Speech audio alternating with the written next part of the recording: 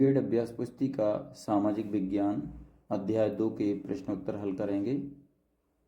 पाठ का नाम है ग्लोब, अक्षांश एवं देशांतर। ये सामाजिक विज्ञान का भाग 2 है, भूगोल। चलिए, तो इसका पहला प्रश्न है, प्रश्न नंबर 1। स्थान आ ग्रीनविच से 15 डिग्री पश्चिम में स्थित है। अगर ग्रीनविच पर सुबह के 8 बजे हैं तो स्थान आ पर समय होगा। ऑप्शन ए दोपहर 12, ऑप्शन बी सुबह 7, ऑप्शन सी सुबह 9, ऑप्शन डी दोपहर 2। तो इसमें सही ऑप्शन है ऑप्शन बी सुबह 7। उत्तर में हम क्या लिखेंगे? ऑप्शन बी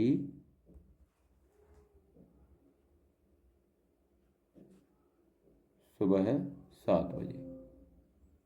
चलिए, इसके बाद प्रश्न नंबर 2 पर आते हैं। पृथ्वी को अपने अक्ष पर 1 डिग्री घूमने में समय लगता है। Option A 8 minute, option B 60 second, option C 24 second, option D 4 minute. सही ऑप्शन है ऑप्शन डी 4 मिनट। उत्तर में हम लिखेंगे यहाँ पर ऑप्शन डी 4 मिनट। चलिए बच्चों, हम आगे बढ़ते हैं, प्रश्न नंबर 3 पर आते हैं। अगर भारत में प्रातः के 11 बजे हैं तो उस समय लंदन का समय होगा। ऑप्शन ए प्रातः 5:30 बजे, ऑप्शन बी शाम 5:30 बजे, ऑप्शन सी प्रातः 6:30 बजे, ऑप्शन डी शाम 6 बजे। तो इसमें सही ऑप्शन है ऑप्शन ए प्रातः 5:30 बजे। उत्तर में हम लिखेंगे ऑप्शन ए प्रातः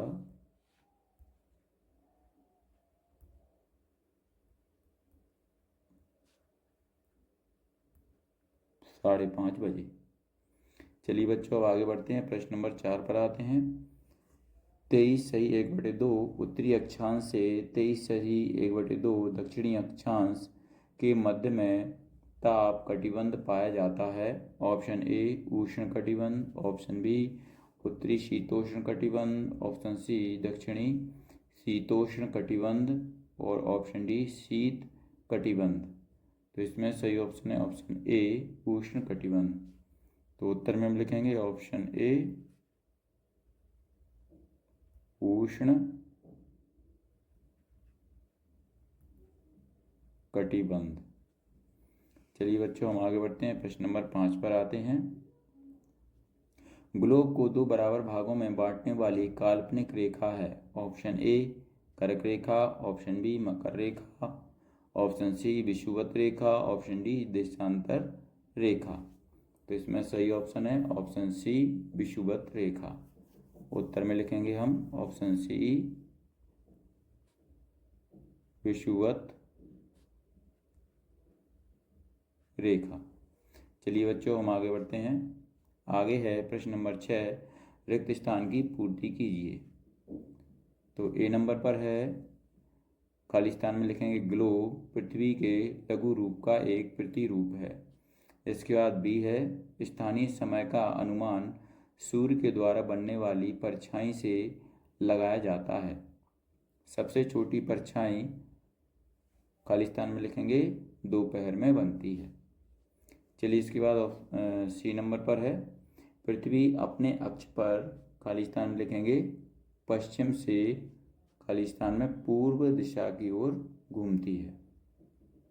चलिए, अब डी नंबर पर आते हैं। अक्षांश रेखाएं खाली स्थान में काल्पनिक होती हैं।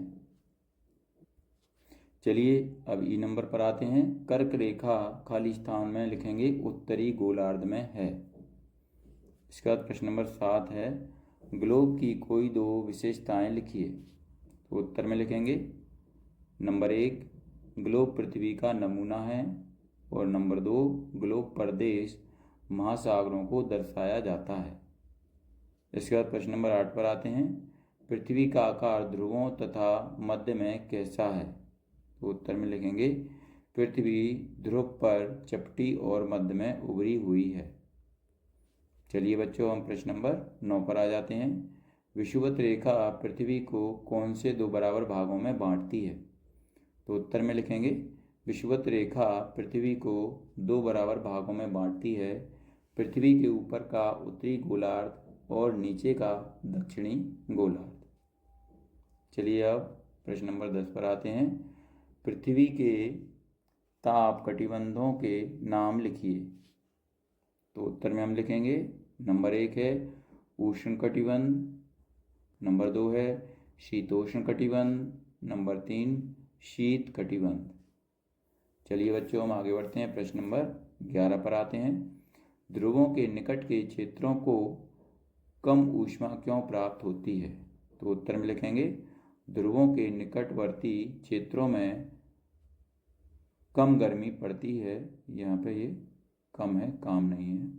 कम गर्मी पड़ती है क्योंकि धर्म पर सूर्य की किरण तिरछी पड़ती है। ये यहाँ पर ध्रुव है, ध्रुव पर सूर्य की किरण तिरछी पड़ती है। चलिए बच्चों हम आगे बढ़ते हैं। प्रश्न नंबर 12 पर आते हैं। उष्ण कटिबंध 23/1/2 उत्तरी अक्षांश से 23/1/2 दक्षिणी अक्षांश के मध्य ही क्यों पाया जाता है? उत्तर में लिखेंगे क्योंकि हमारी पृथ्वी अपने अक्ष पर 23/1/2 झुकी हुई है। चलिए अब प्रश्न नंबर 13 पर आते हैं। देशांतर रेखाओं की विशेषताएं लिखिए। तो उत्तर में लिखेंगे देशांतर रेखाएं, नंबर 1 में देशांतर रेखाओं की लंबाई समान होती है। नंबर 2 लिखेंगे यह उत्तरी ध्रुव से दक्षिणी ध्रुव तक खींची गई है। नंबर 3 यह एक अर्धवृत्त होती है। चलिए बच्चों आप प्रश्न नंबर 14 पर आते हैं। ग्लोब से किसी स्थान की स्थिति का पता कैसे लगाया जाता है? तो उत्तर में लिखेंगे ग्लोब के किसी स्थान का पता लगाने के लिए ग्लोब पर रेखाएं खींची हुई हैं, यह अक्षांश और देशांतर कहलाती हैं। इन रेखाओं की सहायता से हम किसी स्थान की स्थिति का निर्धारण करते हैं। चलिए बच्चों अब प्रश्न नंबर 15 पर आ जाते हैं। प्रश्न नंबर 15 में पूछा है मानक समय से क्या आशय है? भारत में मानक समय कितने देशांतर से माना जाता है? तो उत्तर में लिखेंगे मानक समय वह है जो किसी देश के विस्तृत भूभाग के लोगों के व्यवहार के लिए स्वीकार होता है। भारत में 82/1/2 देशांतर यामोत्तर को मानक समय माना जाता है। चलिए बच्चों हम प्रश्न नंबर 16 पर आ जाते हैं। ग्लोब का चित्र बनाकर निम्नांकित को दर्शाइए।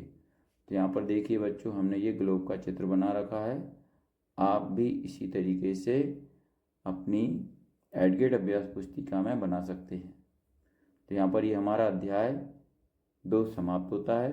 अगर आपको हमारा ये वीडियो अच्छा लगता है तो इसको लाइक करें, अपने दोस्तों के साथ शेयर भी करें। इसी तरीके के और भी वीडियो पाने के लिए हमारे इस चैनल को सब्सक्राइब करना ना भूलें। धन्यवाद।